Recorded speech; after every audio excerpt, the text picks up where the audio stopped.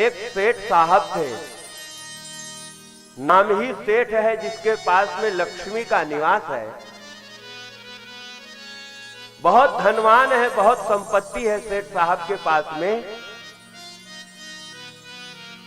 एक दिन लक्ष्मी जी ने कहा, सेठ जी आपके पास में रहते हुए मुझे बहुत दिन हो गया, अब मैं किसी दूसरे के यहां जाना चाहती हूं।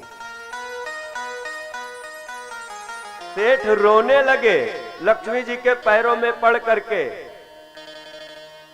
कहा, लक्ष्मी जी यदि आप चली जाओगी तो मुझे सेठ कौन कहेगा, मैं तो भिखारी हो जाऊंगा, और आपके वजह से ही मुझे लोग सेठ कहते हैं। लक्ष्मी जी ने कहा, आपके यहां रहते हुए बहुत दिन हो गए, मुझे जितना देना था मैंने आपको दे दिया, लेकिन अब आपके यहां रहना उचित नहीं समझते हैं, क्योंकि अब हमारा यहां निरादर होने लगा है। सेठ जी ने बहुत जब निवेदन किया लक्ष्मी मैया से, नहीं हमें छोड़ के मत जाओ। अरे आपके लिए, सेठ जी ने कहा, मैं लक्ष्मी प्राप्त करने के लिए समाज छोड़ दिया, परिवार का परित्याग कर दिया, दिन रात लक्ष्मी कमाने में ही लगे रहे, और आज जब आप हमको छोड़ के चली जाएंगी तो हमारा कौन ध्यान रखेगा। जब बहुत निवेदन किया तब लक्ष्मी जी ने कहा, अच्छा कुछ मांग लो, कुछ मांग लो, वरदान में दे करके आपको जाऊंगी। दो चित्र आपने देखे होंगे, एक लक्ष्मी जी का और एक सरस्वती जी का। लक्ष्मी जी का चित्र जब आप देखेंगे तो हमेशा लक्ष्मी जी खड़ी रहती हैं, और सरस्वती मैया का चित्र देखेंगे तो हमेशा बैठी रहती हैं। इसका मतलब क्या है कि लक्ष्मी जी खड़ी है और सरस्वती जी बैठी है। लक्ष्मी जी खड़े हो करके यह उपदेश दे रही है कि मैं चंचला हूं, मैं चलायमान हूं, आज यहां तो कल कहीं और। सरस्वती मैया बैठी है, वो ये संदेश दे रही हैं कि जल्दी मैं किसी के पास में आती नहीं हूं, और आ जाती हूं तो जल्दी जाती नहीं हूं। विद्या जल्दी किसी के पास में आती नहीं है, और आ जाए तो जल्दी जाती भी नहीं है। इसलिए कहा, सरस्वती मैया का चित्र हमेशा जब भी आप दर्शन करेंगे तो बैठे हुए ही पाएंगे। मैया लक्ष्मी ने कहा, सेठ से वरदान मांगो।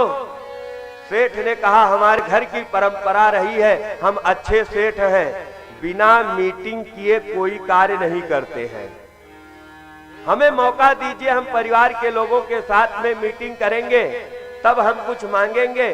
सेठ जी मीटिंग किए और फिर लक्ष्मी जी के पास में आए। अपने सेठ जी के 4 बहुएं थीं, चारों को साथ में लेकर के आए।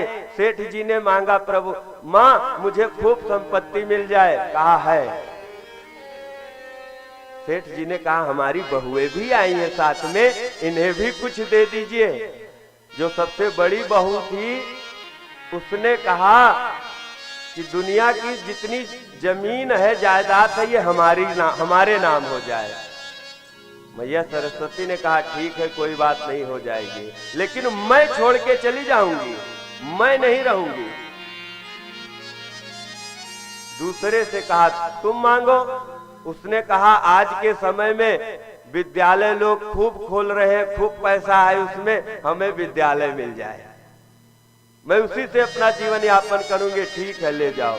तीसरे से कहा, अब आप मांगो। उसने कहा, जो कुछ बचा कुचा है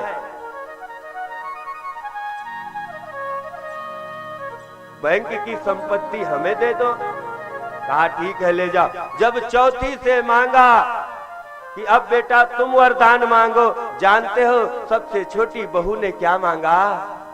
लक्ष्मी जी के सामने हाथ जोड़ करके खड़ी हो गई।